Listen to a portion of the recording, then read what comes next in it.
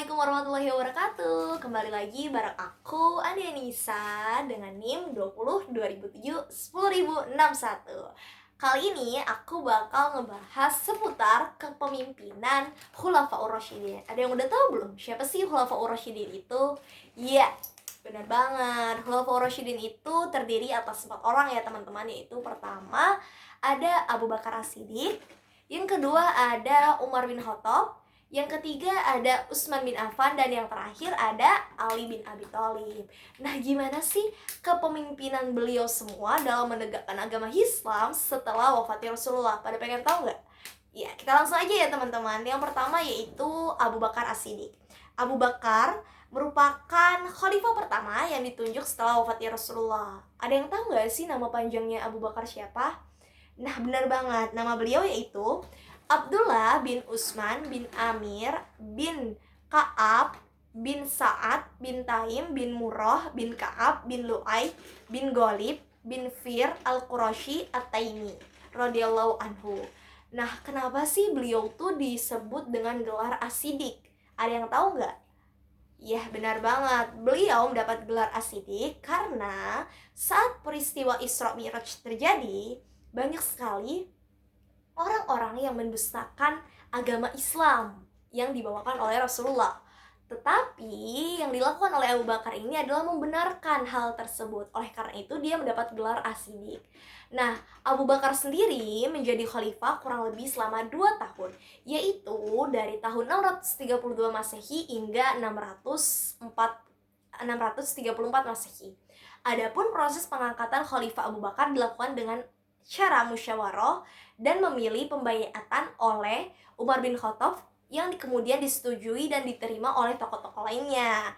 Nah, adapun jasa beliau yang amat besar bagi kepentingan agama Islam, diantaranya yang pertama yaitu mengumpulkan naskah-naskah pada setiap ayat Quran dari simpanan Al-Kitab, yaitu para penulis sekretaris yang pernah ditunjuk oleh Nabi Shallallahu Alaihi Wasallam dan menyimpan seluruh naskah tersebut kepada di rumah kepada Siti Hafsah di rumahnya. Seperti itu teman-teman. Jadi yang dilakukan Khalifah Umar ini sangat baik dan berimpact atau mungkin berdampak pada kepemimpinan setelahnya, yaitu kepemimpinan Umar. Umar sendiri, Umar bin Khattab, menjabat kurang lebih selama 10 tahun 6 bulan, yaitu mulai dari 634 Masehi hingga 644 Masehi. Umar bin Khattab ditunjuk langsung sebagai khalifah kedua setelah wafatnya Abu Bakar oleh Abu Bakar sendiri, teman-teman.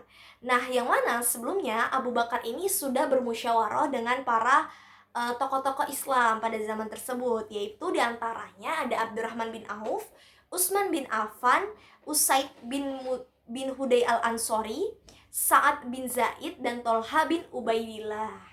Nah, menurut buku sejarah pendidikan Islam oleh Muhammad Trisna Nugraha pada tahun 2019, kebijakan yang terjadi pada masa Khalifah Umar ini terdiri antara lain seperti menetapkan hari Jumat sebagai hari libur nasional, yang mana dapat kita rasakan juga saat ini ya.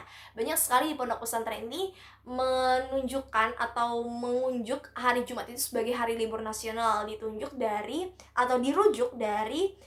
Umar bin Khattab tadi. Lalu yang selanjutnya yaitu dalam bidang astronomi, penetapan kalender Hijriah atau ilmu falak ya, seperti itu teman-teman, atau ilmu astronomi. Yang ketiga adalah menyatukan jamaah yang berpencar-pencar pada saat melaksanakan sholat tarawih, seperti itu. Lalu yang keempat adalah Khalifah Umar meresmikan Madinah sebagai kota Islam dan pusat pembentuk hukum Islam. Selain itu, beliau juga menjadikan meresmikan Madinah tadi dan menjadikan kota Madinah sendiri sebagai pusat kajian atau Al-Quran dan fikih, seperti itu. Lalu selanjutnya beliau juga menerangi Masjidil Haram dan Masjid Nabawi dengan lampu. Banyak sekali ya hal-halnya. Dan yang selanjutnya Khalifah Umar, selain hal itu, Khalifah Umar juga merupakan seorang yang pemberani, tegas, namun memiliki hati yang lembut. Adapun sistem perekonomian pada masa ini, kegiatan ekonomi selalu mengutamakan kepada maslahah. Beliau ini juga sering meminta berbagai pendapat kepada beberapa pendapat kepada sahabat, seperti itu teman-teman. Lalu selanjutnya ada Utsman bin Affan. Utsman bin Affan menjadi khalifah ketiga setelah wafatnya Umar bin Khattab. Beliau berhasil memimpin kurang lebih 13 tahun lamanya. Ada beberapa kebijakan yang diambil dalam masa kepemimpinan Utsman bin Affan, diantaranya yaitu modifikasi mushaf Al-Quran, lalu juga ada renovasi Masjid Nabawi, pembentukan angkatan laut, dan yang terakhir yaitu memperluas wilayah Islam.